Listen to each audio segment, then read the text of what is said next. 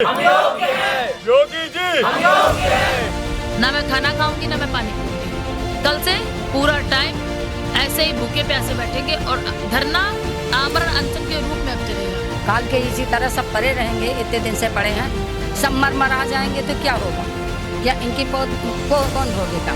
क्योंकि यही साफ करीब 6 तारीख को मिले थे, तो ये क्या है कि हम आपकी बातें 1-2-3 दिन में सीएम तक पहुंचाएंगे, उसके बाद जो रिजल्ट होगा हम आपको बताएंगे, लेकिन उन्होंने ऐसा नहीं किया।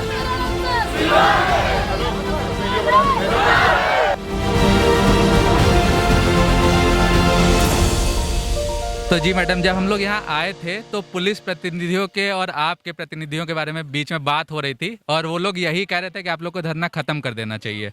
तो अब आप चूंकि इनकी एक प्रतिनिधि हैं, तो आप लोगों ने क्या डिसाइड किया, धरना खत्म करना है या अभी यहीं रुकना है?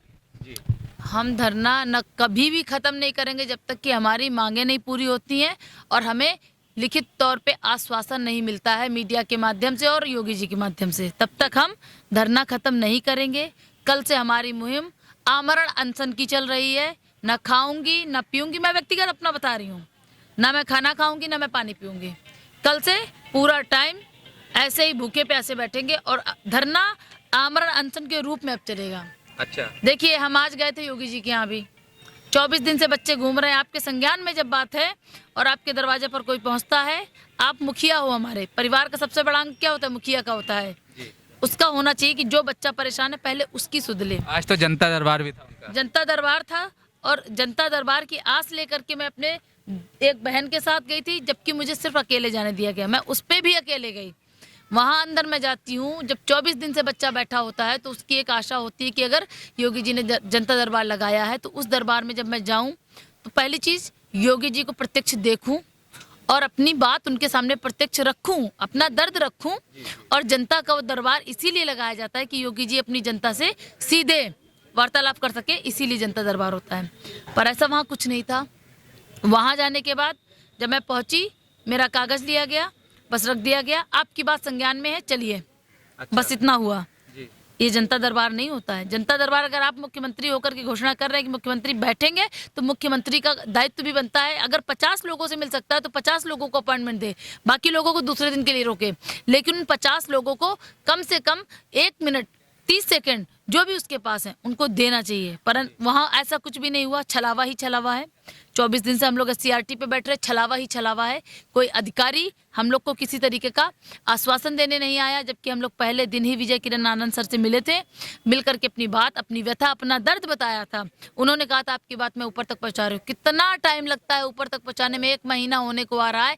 हमारे सारे छात्र भूखे प्यासे, रहने की जगह है नहीं है, ऐसे वैसे किसी न किसी तरीके एडजस्ट करते घूम रहे हैं। आज मैं अपनी बात बीती बता रही हूँ कि हम लोग बीजेपी कार्यालय गए थे ज्ञापन देने के लिए, और वहां पर हम लोग कह रहे थे कि बीजेपी की जय जयकार, ना कि किसी और की।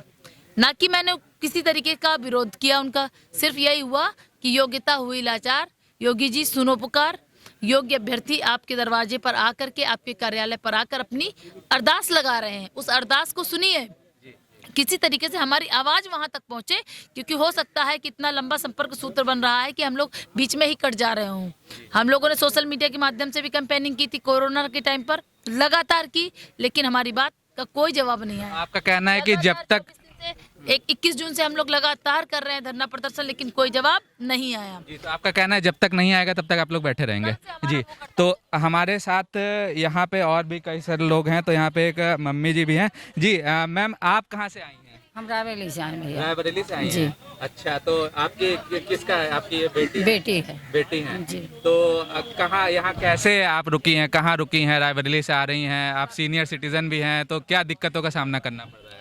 सर आज तो ने महीना हुए नक्चिया चाहता है, 2 साल से कोरोना चल रहा है, न कोई कमाई है न धमाई है, काच खावा जाए का पिया जाए। बच्चे अपने हक की लड़ाई लड़ रहे हैं, यहाँ कोई सुनवाई नहीं है।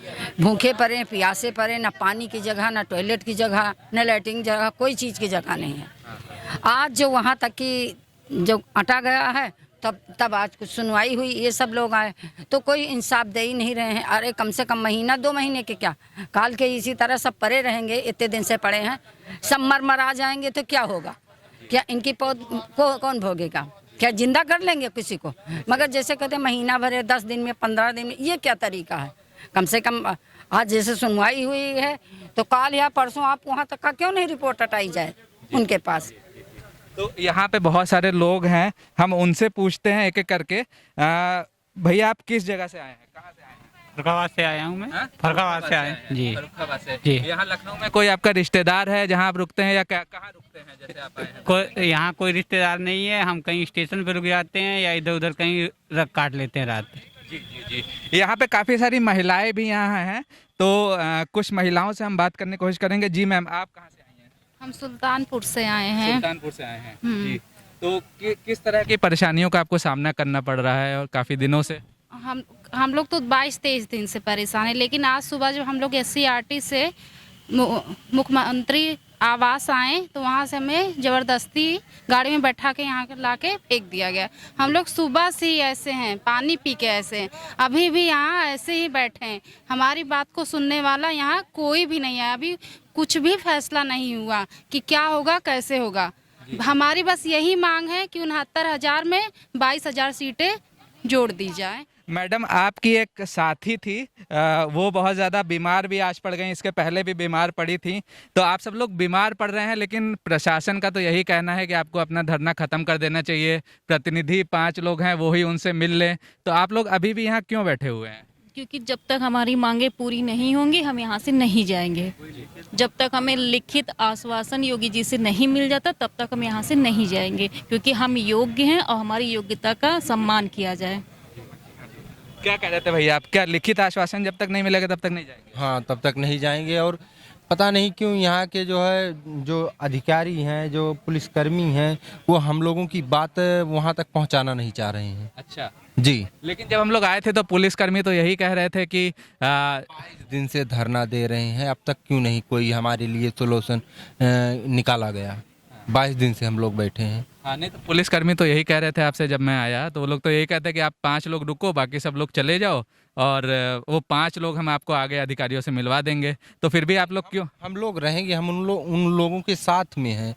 हाँ, जब तक वो लोग बात करके नहीं आएंगे तब तक हम लोग यहाँ से नहीं जाएंगे।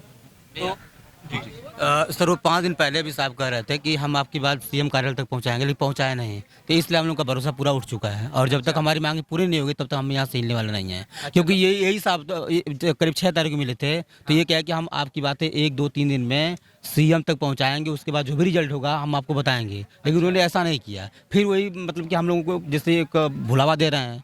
ये चाहते हैं कि मतलब कि हम लोग इकट्ठे मतलब कहीं भी जैसे मतलब कि धरना करते रहें और हमारी बातें सरकार तक न पहुंचे। इससे हमको कोई फायदा नहीं मिल रहा है, क्योंकि हम लोग लगभग 1 महीने धरना कर रहे हैं सर। ठीक है, और हमारी मांगे जब तक पूरी नहीं होगी हम यहाँ से हिलने वाले नहीं सर। ठीक है, थैंक यू। आपका नाम क्या, आप कहाँ से आए हैं? मेरा नाम आनंद है, मैं आजमगढ़ से हूँ सर। आजमगढ़ से जी। तो आपके जो उस तरफ मतलब पूरे उत्तर प्रदेश से यहाँ पे लोग आए हुए हैं, तो आप लोग को यहाँ पे कहीं शायद आप लोग के रिश्तेदार हों या ना हो, तो किस तरह की परेशानियों का सामना करना पड़ रहा है? सर, यहाँ परेशानी तो बहुत है सर। ऐसा कि हम धरना तो 21 जून चल रहा है। 21 जून से हम करीब 3 बार आए, 3 बार घर गए, वहाँ पर कर्ज लिए, उसके बाद यहाँ पर आए। पैसा ख़त्म हो जाता है, यार दोस्त हमारे हेल्प करते हैं, घर वाले कहते हैं कि नौकरी लेकर आना।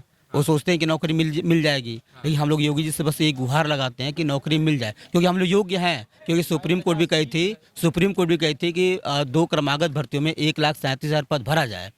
तो क्या हुआ कि जैसे 68,500 की वैकेंसी निकली, तो उस पर क्या हुआ 22,000 सीट बच जाती है। योगी जी कहते हैं कि हमको योग्य अभ्यर्थी नहीं मिले।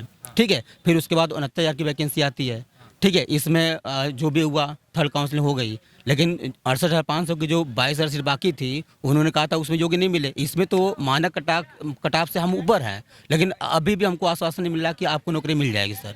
और जब तक हमारी मांग नहीं पूरी होगी हम हिलने वाले सर नहीं यहाँ से। ठीक है सर। चाह नहीं रही है, और सरकार अगर चाह ले तो ये 22,000 पद जुड़ सकते हैं।